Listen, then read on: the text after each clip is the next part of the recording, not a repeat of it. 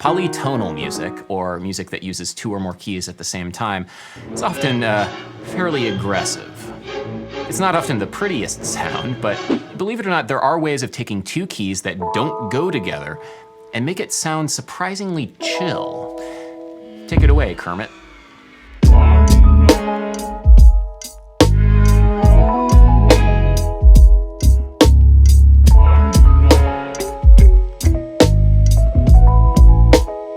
This music is kind of in the key of E major as well as A major at the same time. The two keys are next to one another in the circle of fifths, which means they are closely related. They use most of the same notes. All the same notes, in fact, except for one. D is sharp in the key of E, but natural in the key of A. If you play both D sharp and D natural at the same time, you get something called a false relationship, or a cross relationship. The same note name, but a different accidental.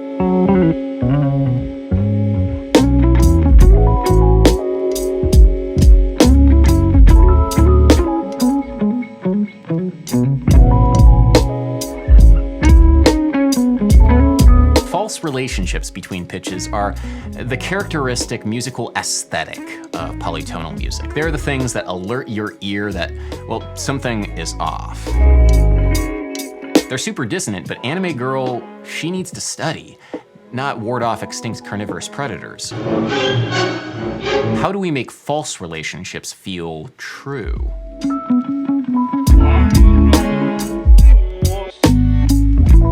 So the trick here is to chain a series of 4 major triads clockwise around the circle of fifths. So if we start on D, we'll have a D major chord, then an A major, E major, and then finally a B major.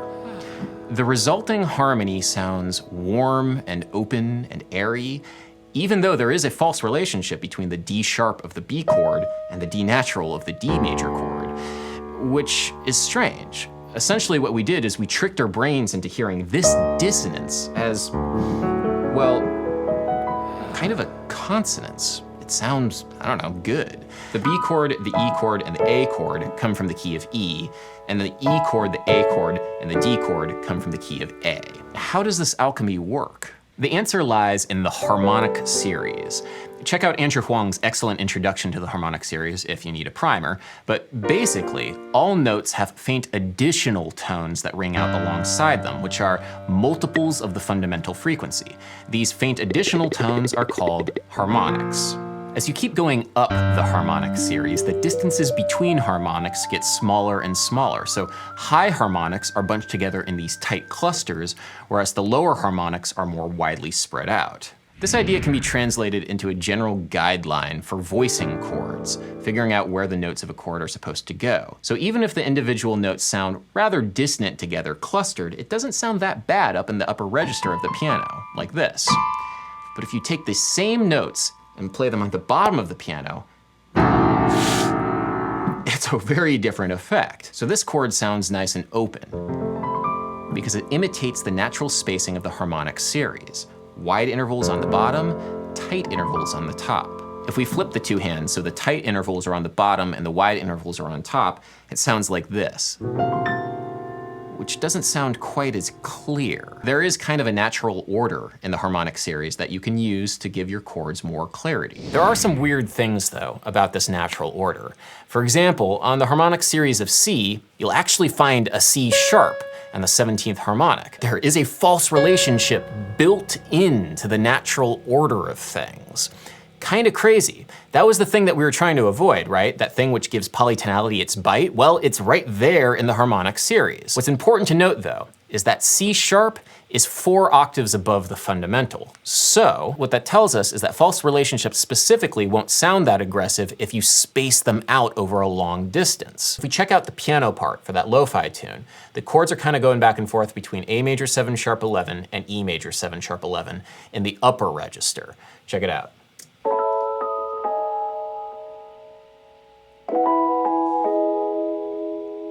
The sharp 11 of an A major 7 sharp 11 is this, the D sharp, which is a pretty spicy cross relationship with the D natural of the bass. Check it out.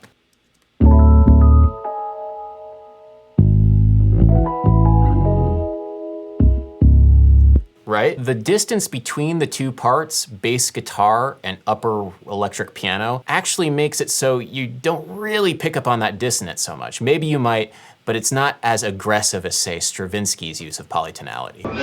It's amazing how much register and timbre and instrumentation affect our perception of dissonance. The first 5 harmonics give us essentially a major triad, which tells us that alongside pretty much every note that we hear, we're hearing a faint additional major chord. It's built into the very physics of music making. If we play a D major chord, D, F sharp, and A, we're actually hearing 3 additional faint major chords alongside this one, each built from one of these notes. So we're hearing D major, F sharp major, and A major.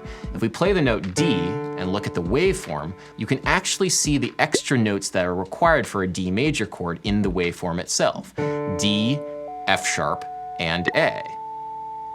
So, if we play an A major chord on top of a D major chord, the A major is reinforced by the harmonics of the note A. The harmonics that are built into this sound reinforce these notes. Well, now this upper A major chord has 3 additional triads that ring out alongside it: A, C sharp, and E. So we can build up from there. We can build a major triad up from this E, and the harmonics will reinforce the E on top.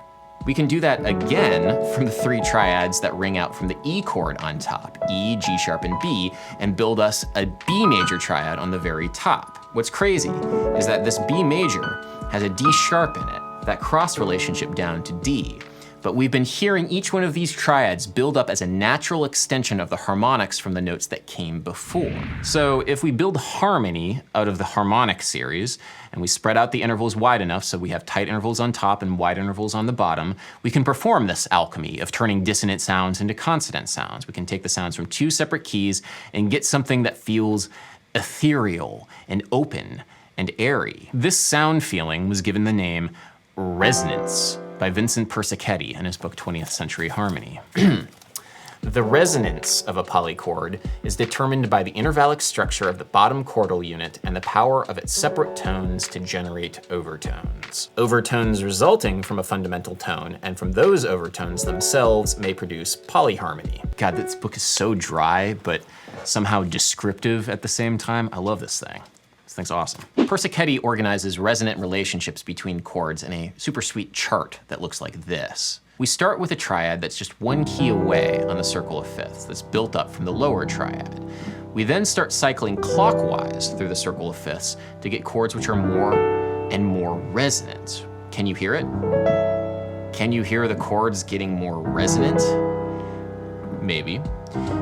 Eventually we get to a saturation point, and the chords start sounding duller, maybe? At least less resonant than they were before, until we get to the very last one, which Persichetti calls a, quote, a dull thud. Not sure if I agree with him on that one, but it doesn't sound that great. The literal scientific definition of the term resonance is whenever the energy of a system is reinforced by a specific frequency, the resonant frequency. With musical resonance, it's when chords or keys are reinforced by the harmonics of other chords and keys, their resonant frequencies. Persichetti also has a useful chart for minor keys and chords on top and major keys and chords on the bottom. He annotates them with some colorful descriptors, like, for example, pale ninth, little resonance, pale seventh, some brilliance, brilliance, slightly acid, acid, acid, some brilliance. Kind of like this one, to be honest. Acid, heavy. That one is honestly probably the most aggressive of them all. Like, yeah. Ugh. All right, so we're getting a little off track here. The whole point was to try and figure out ways of making polytonal music sound chiller, like Stravinsky, but just, you know, laid back. Resonance is one way of doing that, using the harmonic series to our advantage. But there are other ways of achieving that chill, laid back vibe with polytonal music, music in more than one key, without having to rely on the harmonic series. Many lo-fi hip-hop tracks feature a 4 major 7 to 1 major 7 chord progression, what the musicologist Philip Tagg would call a chord shuttle. Just this chord loop which goes back and forth between two separate chords. The classic historical example of this 4 major 7, 1 major 7 chord shuttle is probably French composer Erik Satie's composition, Gymnopédie No. 1. In the late 19th century, music was dominated by bombastic, chromatic orchestral works by people like Wagner and Bruckner and Mahler. All the Erik Satie's music was much chiller. He truly was the OG lo-fi guy. But he still used strange and, at the time, cutting-edge harmonic vocabulary to create these chill vibes. One of Satie's lesser-known but equally fire tracks was 1892's Le Fils des Étoiles, an early example of quartal harmony, or harmony built in fourths. We normally use tertian harmony, harmony built in thirds, so fourth harmony, quartal harmony, has this kind of otherworldly feeling to it. I had a teacher once call it harmony for aliens.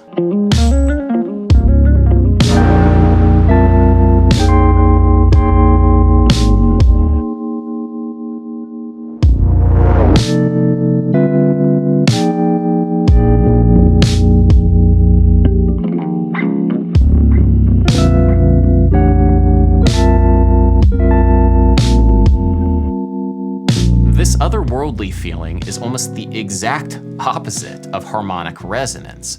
Perfect fourths don't exist in the harmonic series, at least measured up from the root, so upper tones don't resonate with lower tones. There's nothing to resonate with, and yet it still somehow sounds beautiful.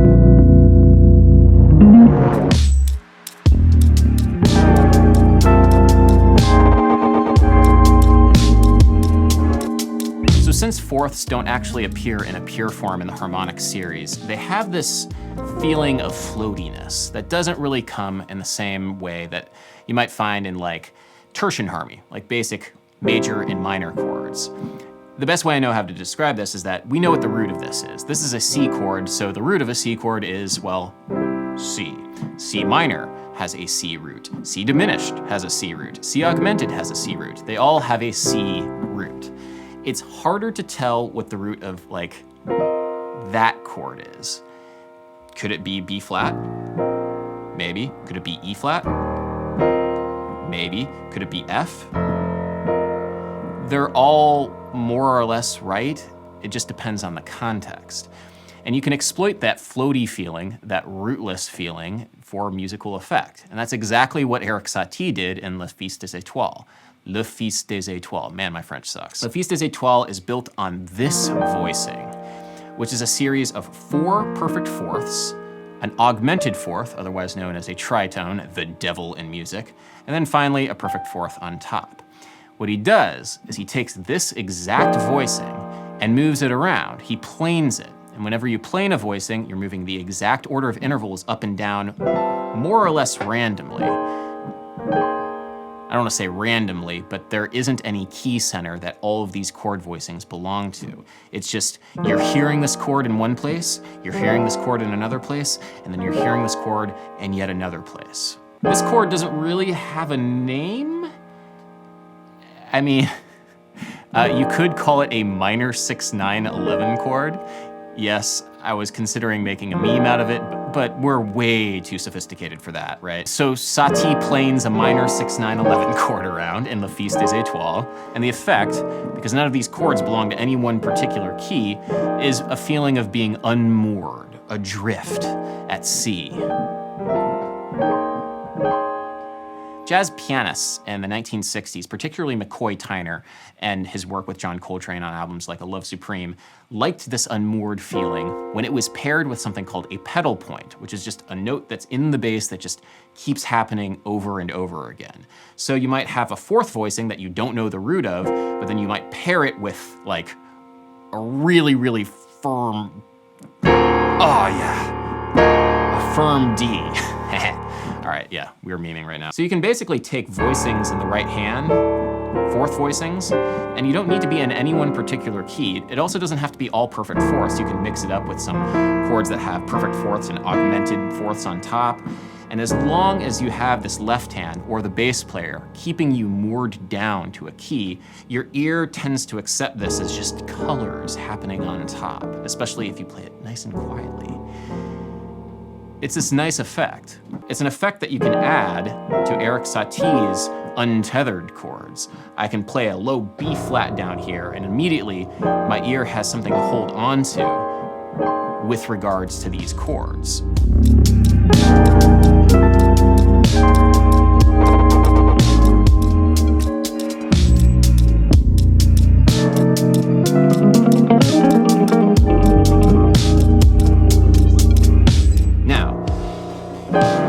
I could try and name these chords. This might be, at least with respect to the B flat, a B flat sus4